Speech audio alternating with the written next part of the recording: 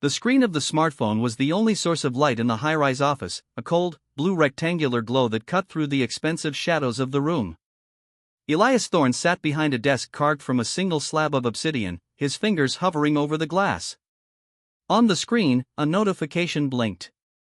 A message from a user named Vagabond. For 2 years, that name had been the only thing that kept Elias grounded. In the world of urban policy and housing development, where Elias moved like a shark through dark water, Vagabond was the only one who dared to tell him he was wrong. They had met on a niche forum, the Grey Grid, a place for nerds, planners, and activists. Elias was the moderator, the one who kept the peace with a heavy hand, and Vagabond was the poet of the streets, writing long, rambling analyses of how a city's soul was found in its alleyways, not its skyscrapers. They had argued over zoning laws at 3 a.m. for 700 days before they ever saw each other's faces. Elias, the alpha whose scent usually carried the sharp, metallic tang of ozone before a storm, found himself softened by the digital ghost of a man who smelled, in his imagination, like old books and rain. Then came the meetup. 23 people in a dimly lit bar in the 3rd District. Elias had stood there in a suit that cost more than the bar's liquor license, feeling out of place until he heard a voice. It was a soft voice, but it carried a specific, stubborn cadence. The man was talking about the failure of the 2022 infrastructure bill, using the exact same phrasing Vagabond used in his posts. Elias had turned, his alpha instincts flaring, and locked eyes with a young man who looked like he hadn't slept in a week. Julian. He was smaller than Elias had pictured, with messy chestnut hair and eyes that held the weight of 1,000 lost causes. They had recognized each other within 5 minutes. They didn't say their real names for 3 hours. They just stood in a corner, arguing about the same methodological questions they had debated online, but now, Elias could see the way Julian's throat moved when he got frustrated, and Julian could see the way Elias's mouth quirked when he was impressed. It was the beginning of the end of Elias's solitude. Now, 5 months after that night, Elias was at the peak of his power. He was no longer just a developer, he was the man who owned the city's shadow. His business was built on violence and discipline, a criminal network masked by high-stakes construction. He was the architect, both in the digital world and the real one. He was currently in the middle of the Vane acquisition, a deal that would consolidate his control over the entire waterfront. It was a dangerous game. Silas Vane was a man who didn't understand the nuance of policy, he only understood the language of the grave. Elias was sitting in a gala, the air thick with the scent of expensive perfume and the underlying rot of corruption. His phone vibrated in his pocket. He pulled it out. Julian. Vagabond. The Omega who had become his home, the one person who didn't know the full extent of the blood on Elias's hands.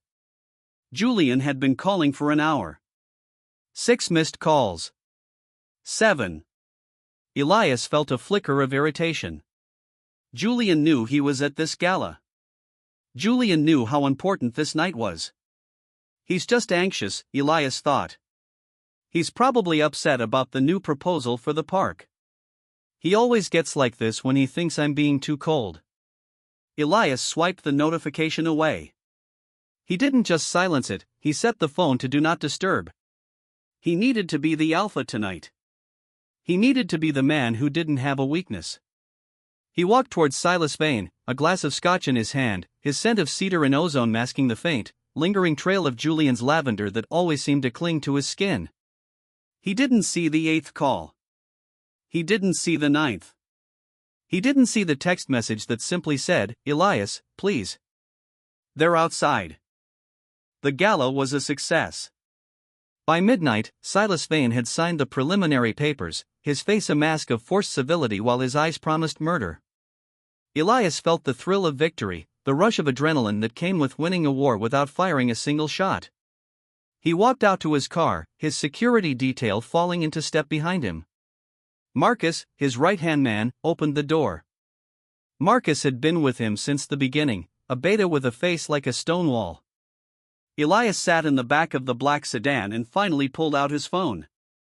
The silence of the car was heavy. He turned off the do not disturb mode. His heart didn't stutter yet.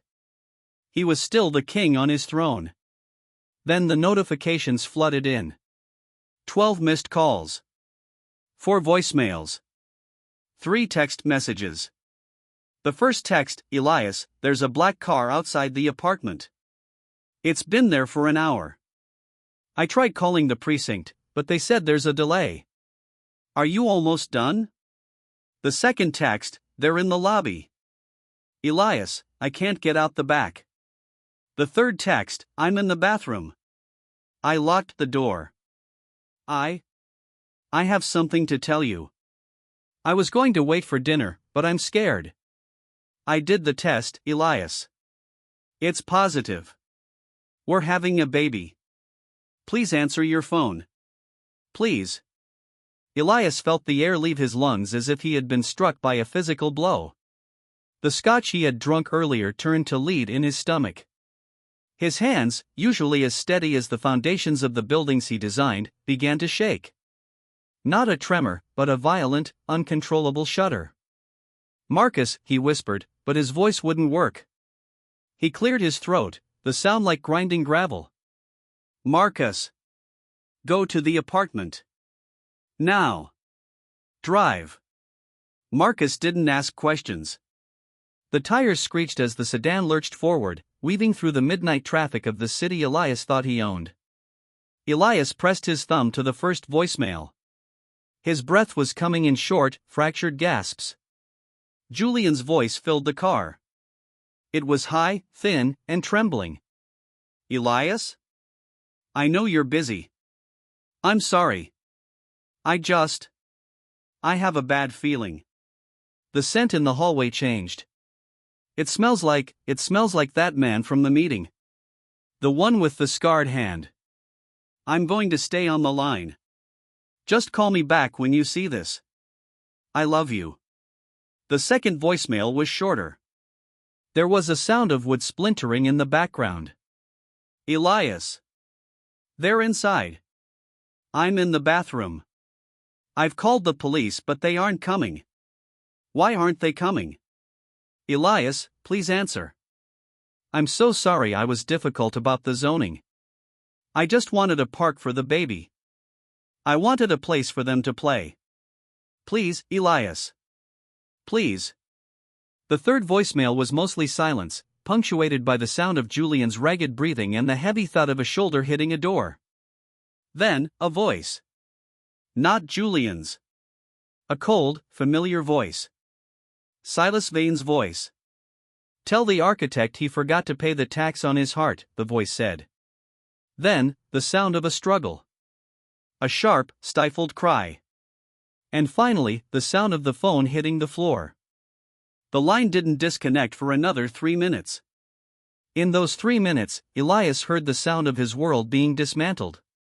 He heard the rustle of fabric, the muffled sounds of someone being dragged, and the final, haunting silence of an empty room. By the time the car screeched to a halt in front of the apartment building, Elias was no longer a man. He was a ghost. He pushed past Marcus, ignoring the security team, and sprinted up the stairs. The elevator was too slow. Every step felt like a mile. Every second was a year. He reached the 4th floor.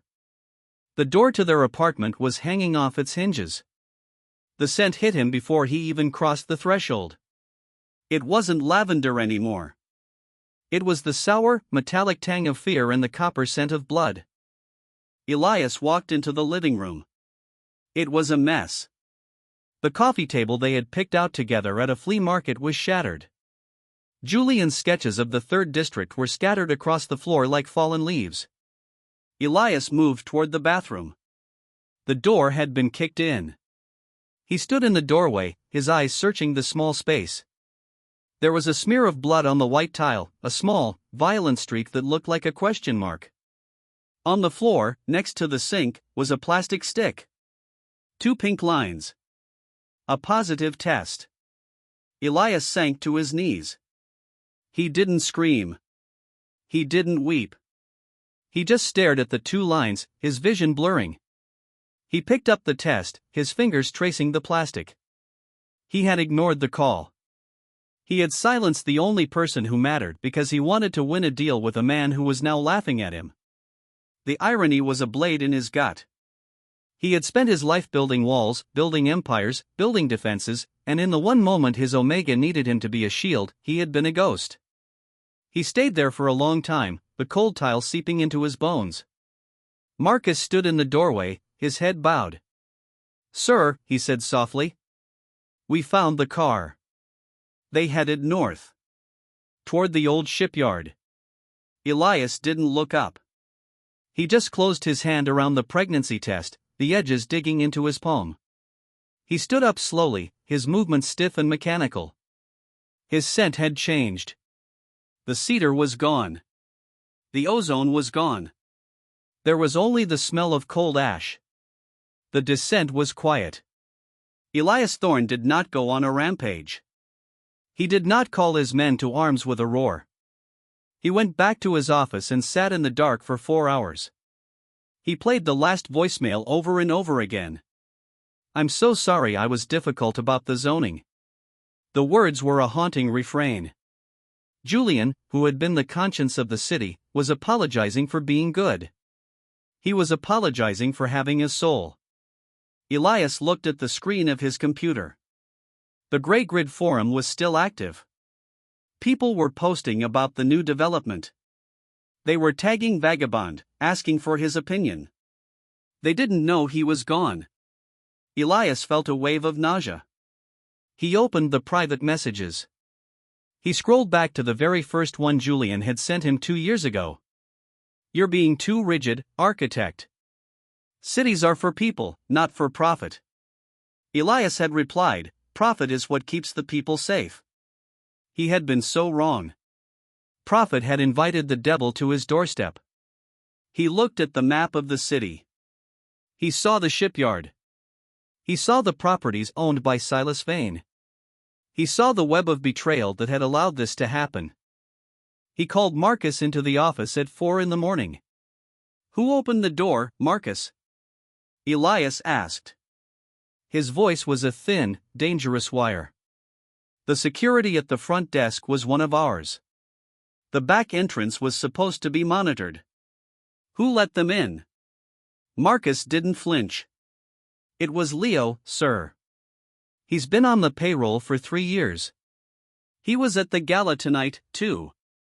He signaled them when you silenced your phone." Elias felt a cold flicker of recognition. Leo. The man who had served Julian tea whenever he visited the office. The man Julian had trusted. The betrayal felt personal, a jagged piece of glass turning in his chest. "Bring him to the basement," Elias said. "And Marcus?" "Yes, sir?" "Get the blueprints for Vane's estate. All of them. I want to know where every pipe leads. I want to know where he breathes." Elias spent the next 3 days in a state of hyper-focused grief. He didn't eat. He barely drank. He spent his time in the nursery they had started to paint a soft, pale green. He sat on the floor, surrounded by half-assembled furniture, and breathed in the fading scent of lavender. He found a small notebook Julian had kept, filled with ideas for the baby's room. There was a sketch of a mobile made of little wooden houses. Elias touched the paper, his heart breaking in a way that felt permanent. He realized then that he had never really known Julian's silence. Julian was always talking, always writing, always challenging. The silence of the apartment was a physical weight, a pressure in his ears that made him want to claw at his own skin. The hunt began on the 4th day. It was methodical. It was unhurried. Elias Thorne did not use guns at first. He used the city. He used the very thing he and Julian had argued about for 2 years. He cut off the power to Vane's properties. He jammed the logistics of his shipping routes. He made Silas Vane's world small and dark. He caught Leo in a warehouse by the docks. The man was terrified, his scent of sour sweat filling the air. Elias didn't hit him. He didn't have to. He just stood there, his alpha presence so heavy it felt like the ceiling was lowering. "Why?" Elias asked. Leo stammered, something about money, something about Vane promising him a seat at the table. Elias listened with a strange, detached interest. He thought about the way Julian used to talk about the importance of community trust. He thought about how one person's greed could destroy a future that hadn't even started yet. He gave Leo a phone. "Call Vane," Elias commanded. "Tell him you have a message. Tell him the architect is coming to collect the tax." Then, Elias did something that would have horrified Julian. He returned the pain in kind, but slower. He didn't kill Leo. He just left him in the dark, in a room with no doors and no windows, with nothing but the sound of Julian's last voicemail playing on a loop. Then came the confrontation with Silas Vane. It wasn't a grand battle. It was a siege. Elias moved through Vane's estate like a shadow. He knew the layout better than Vane did. He had studied the blueprints until they were burned into his retinas. He found Vane in a study that smelled of expensive cigars and cowardice. Vane was holding a gun, his hand shaking. "Where is he?" Elias asked. His voice was a whisper, but it filled the room. Vane laughed, a high, jagged sound. "You're too late, Thorn." He was a weak little thing. He didn't last the first night. He kept crying for you. He kept saying he was sorry. Elias felt a surge of rage so pure it blinded him. He didn't shoot. He lunged. He was faster, stronger, fueled by a grief that had no bottom. He pinned Vane to the desk, his fingers crushing the man's throat. "Where is he?" Vane gasped, his face turning a bruised purple. The basement. The old cellar. We didn't kill him yet. We were waiting for you to watch." Elias didn't wait. He didn't finish Vane. He left him for Marcus and the others to handle. He sprinted for the cellar. The air in the basement was damp and cold, smelling of earth and rot. Elias threw open the heavy wooden door. It was dark, save for a single, flickering bulb. In the corner, huddled on a thin mattress, was a figure. He was so small, so pale, he looked like a ghost. Julian. Elias crossed the room in 2 strides. He fell to his knees, his hands hovering over Julian's body, afraid to touch him, afraid he would shatter. Julian's eyes were closed, his breathing shallow and ragged. His scent was almost gone, a faint, dying ember of lavender. "Julian," Elias whispered. "Julian, I'm here. I'm so sorry. I'm so sorry." Julian's eyes fluttered open. He looked at Elias, but there was no recognition at first. Just a blank, hollow stare. Then, his focus shifted. His lips moved, but no sound came out. Elias leaned in, his heart hammering against his ribs. "What is it, my love? What do you need?" Julian's voice was a ghost of a sound. I missed your call," he whispered. Elias felt a sob break through his chest, a jagged, ugly sound. "No, Julian. I missed yours. I blocked you. I'm the one who failed." Julian's hand moved, a slow, trembling motion, and rested on his stomach. Is the baby?" Elias didn't know. He didn't care about anything but the man in front of him. "We're going to find out. We're going to the hospital. You're going to be okay. I'm never letting go again." The next few weeks were a blur of white walls and the rhythmic beeping of monitors. Julian was alive, but he was fragile. The trauma had taken a toll on his body and his mind. He would wake up in the middle of the night, screaming for Elias to answer the phone. He would flinch at the sound of a closing door. The baby was a miracle. A tiny, flickering heartbeat that had survived the darkness. The doctors called it a 1 in 100 chance. Elias called it a reason to keep breathing. He stayed by Julian's side every hour of every day. He brought his laptop to the hospital and sat in the chair by the bed, but he didn't work on deals. He worked on the forum. He posted as the architect, but the tone had changed. He started talking about the human cost of development. He started quoting Vagabond. The community noticed. They asked where Vagabond was. Elias didn't tell them the truth. He just said that Vagabond was taking a well-earned rest, and that the architect was finally listening. One evening, as the sun was setting over the city, casting a long, golden light across Julian's hospital bed, Julian finally spoke. He had been quiet for 3 days, just staring out the window. "Elias," he said. His voice was stronger now, though still touched with a tremor. Elias put down his laptop and took Julian's hand. "I'm here." Julian turned to look at him. "I wrote a post," he said. "In my head. About the shipyard. About how we should turn it into a community land trust." Elias smiled, a real smile that felt strange on his face. "I'll type it for you." Julian shook his head. "No. I want to write it myself. But first, I want to hear the voicemails." Elias froze. The scent of cedar in the room sharpened. "You don't want to hear those, Julian. They're part of the nightmare." Julian looked at him with a steady, fierce gaze. "No. They're the last time I fought for us. I need to hear them so I can stop hearing them in my sleep. I need to know they're just recordings now." Elias hesitated, then pulled out his phone. He played them. He sat there, holding Julian's hand, as the sounds of the shattering door and the desperate pleas filled the sterile room. When the last one finished, Julian didn't cry. He just exhaled, a long, shaky breath.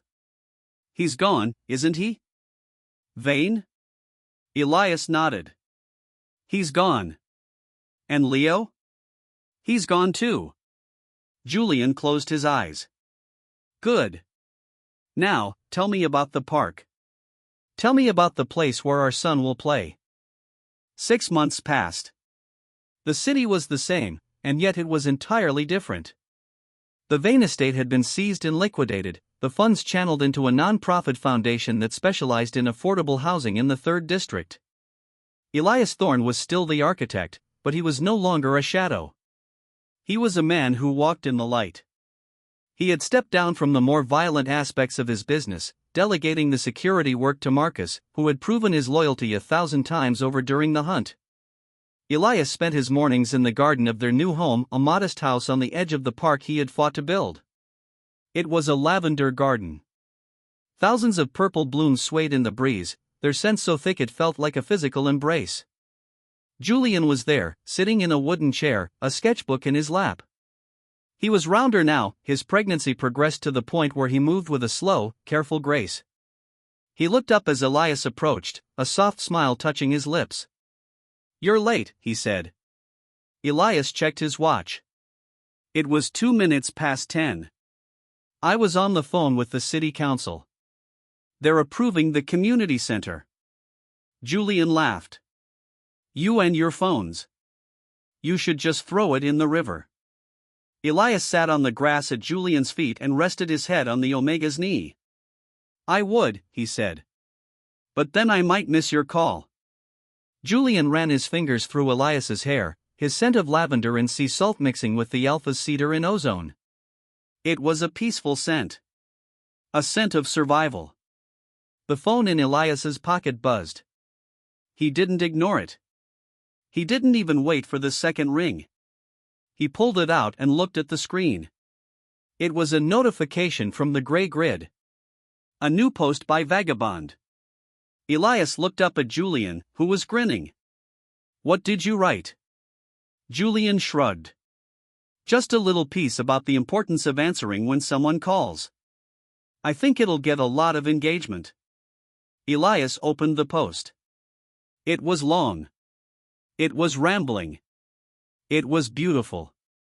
It talked about the gap between digital lives and physical bodies. It talked about the irony of power and the fragility of love.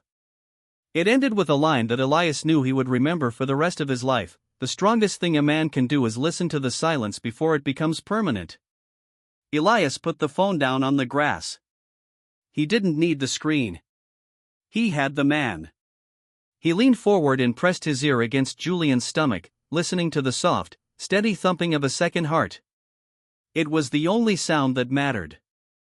The city continued to hum in the distance, a sprawling, chaotic machine of concrete and steel, but here, in the garden, there was only the sound of breathing.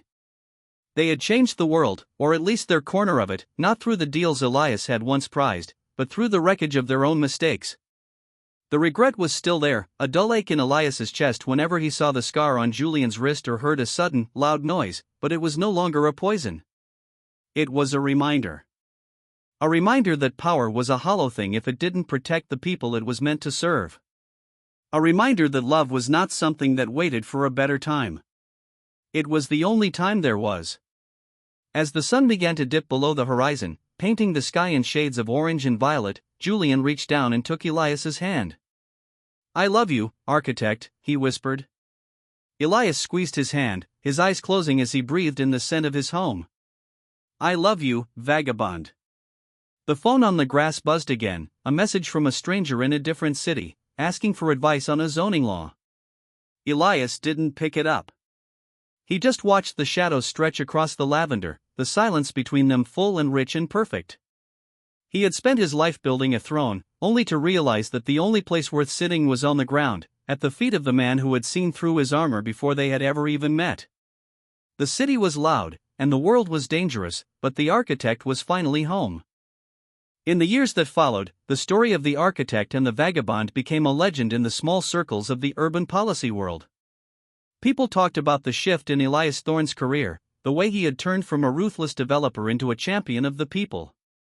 They talked about the mysterious writer whose posts could sway a city council meeting with a single paragraph. But they didn't know the cost. They didn't know about the 12 missed calls or the blood on the bathroom floor. They didn't know about the nights Elias spent holding Julian while he shook from nightmares he couldn't name. Only Elias and Julian knew. And that was enough. They kept their digital lives separate from their physical ones, a small, private irony they shared. On the forum, they still argued. They still debated the finer points of inclusionary zoning and the ethics of eminent domain. Sometimes, the regulars on the gray grid would comment on how the moderator and the writer seemed to have a strangely intimate way of disagreeing. One user once wrote, "You two argue like a married couple." Elias had smiled at his screen that night, sitting in the nursery while his son slept in a crib made of reclaimed wood. He hadn't replied. He didn't need to. He just turned off his computer, walked into the bedroom where Julian was waiting, and left the digital world behind. One day, when their son was 3 years old, Elias found him playing in the garden.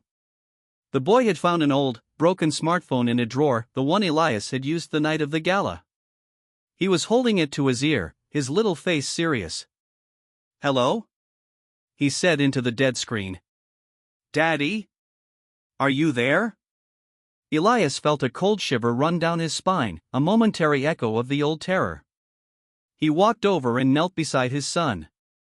"He's right here, Leo," Elias said, using the name they had chosen to reclaim from the man who had betrayed them, a name that now meant lion and strength instead of traitor. "He's right here." He took the phone from the boy's hand and looked at the cracked glass. He thought about the voicemails he had saved on a hard drive in a safe, the ones he would never listen to again but could never bring himself to delete. They were the foundation of everything he had now. They were the price of his soul. He handed the phone back to his son. "Why don't we go find Papa? I think he's in the kitchen making bread."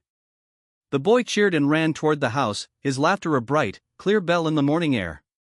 Elias stood up, his joints a little stiffer than they used to be, and followed him. He stopped at the door and looked back at the city skyline. It was still there, beautiful and terrible, a forest of glass and steel. But it didn't own him anymore. He walked inside, closing the door behind him, and for the first time in his life, he didn't look back. The kitchen was warm and smelled of yeast and honey. Julian was covered in flour, a smudge of white on his cheek. He looked up as Elias and Leo entered, his eyes bright with amusement. "I hope you're hungry," he said. "I made too much." Elias walked over and wrapped his arms around Julian's waist, burying his face in the crook of his neck. Julian smelled like home. He smelled like a future that had almost been stolen. "I'm always hungry for what you make," Elias whispered. Julian leaned back against him, his hands still messy with dough. You're being sentimental again, architect. Elias tightened his grip. I'm being honest, vagabond. It's a new policy. Julian laughed, a sound that Elias would have traded every skyscraper in the city to keep hearing. I like the new policy, Julian said. It's much better than the old one. They stayed like that for a moment, a small, quiet island in a world that never stopped moving. The phone on the counter vibrated, a message from Marcus about a new project, but Elias didn't even look at it. He just held on to the man who had taught him that the most important structures weren't made of stone, but of the words we say when we're afraid, and the way we answer when someone finally calls. As the years turned into a decade, the memory of that night became a soft, blurred edge in their lives. It was the dark soil from which their happiness grew. They had another child, a daughter with Elias's eyes and Julian's stubbornness. The house was always full of noise, the sound of children playing, the sound of the forum being debated over dinner, the sound of the city breathing outside their windows. Elias never again silenced his phone. He never again blocked a number. He became known as the man who always answered, the one who was always available to those who needed him. It was a reputation built on the ruins of his former arrogance. He and Julian continued to write, their voices a constant presence in the urban landscape they loved. They were the architects of a different kind of city now, one built on transparency, on community, and on the simple, radical act of listening. And every night, before they went to sleep, Elias would check his phone one last time. Not for deals, not for threats, but just to see Julian's name on the screen, a digital heartbeat that told him everything was exactly where it was supposed to be. The silence was gone, replaced by a symphony of small, domestic sounds that meant more than any empire ever could. On the 10th anniversary of the night at the shipyard, Elias took Julian back to the park. It was late, and the city lights were reflecting in the river. They stood on the bridge, looking out at the water. I was so scared that night, Julian said softly. I thought I would never see you again. Elias pulled him close, his chin resting on Julian's head. I know. I was scared too. But we made it back. Julian nodded. We did. And we brought something back with us. He looked at the park, at the families walking their dogs and the teenagers sitting on the benches. We brought this. Elias looked at the city he had once tried to conquer. He saw the lights of the buildings he had built, and the lights of the buildings he had saved. He realized then that he hadn't just saved Julian that night. He had saved himself. He had been a man of stone and steel, and Julian had turned him back into a man of flesh and blood. Thank you, Elias whispered. For what? For calling. For not giving up on me. Julian smiled and leaned into him. I'll always call, Elias. Just make sure you answer. Elias kissed the top of his head, his heart full and steady. Always, he said. On the first ring. Every time. The city hummed around them, a vast, glowing tapestry of millions of lives, millions of stories, millions of calls being made and answered in the dark. In the middle of it all, two men stood on a bridge, their shadows merging into one. They were no longer the architect and the vagabond. They were just Elias and Julian, two people who had found each other in the noise and had chosen to never let go. The water flowed beneath them, carrying the secrets of the city to the sea, but their secret was safe. It was written in the lavender garden, in the sketches of a nursery, and in the two pink lines of a plastic stick that Elias still kept in his desk drawer. It was the story of a fatal mistake that had become a beautiful life. And as the moon rose over the skyscrapers, casting a silver light across the world, Elias Thorne finally understood what he had been building all along. He wasn't building a city. He was building a home. And the home was finally complete. The phone in his pocket was silent, but he didn't mind. He knew that if it ever rang, if it ever vibrated with the name he loved, he would be there. He would always be there. Because he knew now that the most powerful thing an alpha could do was not to command, but to care. To not be the one who decides, but the one who listens. To be the one who answers the call, no matter how busy he thinks he is, no matter how important the deal. Because in the end, the only deal that mattered was the one he had made with the Omega who smelled like lavender and rain. The deal to be present.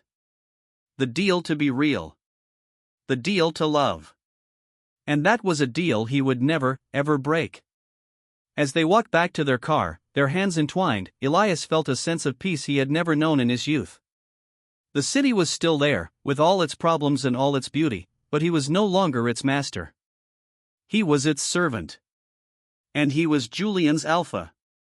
The air was cool, and the scent of the river was clean. He looked at Julian, whose face was illuminated by the passing streetlights. He looked at the man who had survived the dark and had come out stronger. He looked at the man who had forgiven him for the unforgivable. "I love you," Elias said, the words simple and true. "I love you too," Julian replied. They got into the car and drove away from the river, away from the shipyard, and toward the house where their children were waiting. The city lights faded in the rearview mirror, but the light in Elias's heart only grew brighter. He was the architect of his own happiness now, and the foundations were solid. They were built on a blocked call that had been unblocked, a silence that had been broken, and a love that had refused to die. And as they pulled into their driveway, Elias Thorne looked at his phone one last time. No missed calls. No voicemails. Just a message from his son, "Papa, can we have pancakes for breakfast?" Elias smiled and typed back, "Yes, Leo. Anything you want." He hit send and tucked the phone away. The night was quiet, and for the first time in 10 years, the silence didn't feel like a threat. It felt like a promise. A promise that tomorrow would come, and that they would all be there to see it. Together. In the quiet of the night, as the house settled and the children slept, Elias and Julian sat on their porch, watching the stars. The city was a distant glow on the horizon, a reminder of the world they had changed. They didn't talk much. They didn't need to. They had said everything there was to say. They had argued, they had fought, they had grieved, and they had healed. They were the lucky ones. They knew that. They knew that for every story like theirs, there were 100 that ended in the dark. And that knowledge made them hold on just a little tighter. The scent of the lavender garden was faint now, a lingering memory of the day. Elias reached over and pulled Julian into his lap, his large hands resting on the Omega's hips. "You're thinking too much," Julian whispered, his head resting on Elias's shoulder. Elias chuckled. "Is it that obvious?" Julian nodded. "Your scent changed. It smells like deep thought." Elias smiled and kissed Julian's temple. "I was just thinking about the forum. About how we started." Julian laughed. "We were so annoying, weren't we?" Elias nodded. "We were terrible. But I wouldn't change a single post." Julian hummed in agreement. "Neither would I. Except maybe the one where you defended the demolition of the old library." Elias groaned. "I told you, that was a structural necessity." Julian poked him in the ribs. "It was a failure of imagination, architect." Elias laughed and squeezed him. "Maybe. But it brought you to the meetup. And that was the best thing I ever designed." Julian smiled and closed his eyes. "Yeah. It was." They sat there for a long time, the Alpha and the Omega, the moderator and the writer, the two halves of a whole that had been forged in fire and tempered in tears. The world was large, and the city was loud, but they were small, and they were quiet, and they were happy. And in the end, that was the greatest victory of all. The architect had finally found the one thing he couldn't build with stone or steel. He had found a love that was stronger than regret, a love that was louder than silence, a love that was as permanent as the stars above them. And as he sat there, holding his Omega in the dark, Elias Thorne finally knew what it meant to be powerful. It didn't mean owning the city. It meant being owned by the people you loved. It meant being the person they called when they were scared, and the person they found when they were lost. It meant being the one who stayed. And Elias Thorne was never going to leave. He was the man who answered the call. He was the man who came home. He was the man who loved. And that was enough. It was more than enough. It was everything. The stars shifted above them, the slow, silent dance of the universe continuing its ancient rhythm. Below, the city breathed, its millions of hearts beating in the dark. And in a small house on the edge of a park, two hearts beat in perfect sync, a testament to the power of a second chance and the enduring strength of a love that had seen the worst and chosen the best. The story of the architect and the vagabond was still being written, one day at a time, one post at a time, one call at a time. And every word was a blessing. Every moment was a gift. Every breath was a prayer of thanks. For the phone that rang. For the voice that answered. For the life they had built together, out of the ruins of a fatal mistake. The lavender swayed in the night breeze, it sent a gentle reminder of the beauty that can grow from the hardest ground. And in the silence of the garden, the only sound was the sound of two people breathing, together, in the dark. Home. They were finally home. And the architect knew, with a certainty that surpassed any policy or any deal, that he would never let the silence back in. Not as long as he had a voice to answer, and a heart to hear. Not as long as Julian was there. Not as long as they had each other. The night was long, but the morning was coming, and they would face it together, just as they had faced everything else. With courage. With honesty. And with a love that would never, ever be silenced again. Elias looked down at Julian, who had fallen asleep in his arms. He looked at the peaceful expression on the Omega's face, the way his eyelashes cast long shadows on his cheeks. He felt a surge of protectiveness so strong it made his chest ache. He was the Alpha, the protector, the shield. And he would never fail again. He would be the wall that the world couldn't break. He would be the light that the darkness couldn't swallow.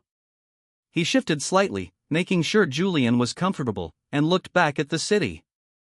It was a beautiful city. It was a broken city. But it was his city. And he would make sure it was a place where every call was answered, and every person was heard. He would make sure it was a place where love was the highest law. It was a big goal, a difficult goal, a goal that would take a lifetime to achieve. But the architect was used to big projects. And he had the best partner in the world to help him. He closed his eyes and let the scent of the lavender wash over him, a soothing balm for his weary soul. He was tired, but he was happy. He was at peace. And as he drifted off to sleep, the last thing he thought of was the sound of Julian's voice, not in a voicemail, but in the air beside him. "I love you, Elias." And Elias Thorne, the man who had once thought he was untouchable, finally knew what it meant to be truly held. He was not alone. He would never be alone again. The silence was over. The story was just beginning. And it was a story he would never stop telling. A story of a username, a meetup, a mistake, and a miracle. A story of the architect and the vagabond. Our story, he thought. Our beautiful, messy, perfect story. And with that thought, he finally let himself go, falling into a deep, dreamless sleep, safe in the knowledge that when he woke up, Julian would still be there. And the phone would be on the nightstand, ready to be answered. The morning sun began to peek over the horizon, painting the world in shades of pink and gold. The birds began to sing in the lavender garden, their voices a cheerful greeting to the new day. Inside the house, the children began to stir, their laughter soon to fill the halls. And on the porch, Elias and Julian woke up together, the light of the sun warming their faces. They looked at each other and smiled, a silent communication that said everything they needed to say. "Good morning," Julian whispered. "Good morning," Elias replied. They stood up and walked into the house, ready to face the day, ready to face the world, ready to face their life. Together. Always together. The city was waiting, but they were ready. They were the architect and the vagabond, and they had a city to build. A city of love. A city of hope. A city of home. And they would build it, one day at a time, one call at a time. Because they knew now that the most important thing wasn't the buildings they left behind, but the people they loved along the way. And that was a lesson they would never forget. The architect was finally finished with his masterpieces. He had built the only one that mattered. He had built a life with the man he loved. And it was perfect. Just as it was. Messy, raw, and beautiful. Just like them. Just like their love. And as the door closed behind them, the only thing left on the porch was the scent of lavender and the fading memory of a silence that would never return. The story was complete. And it was good. Very, very good.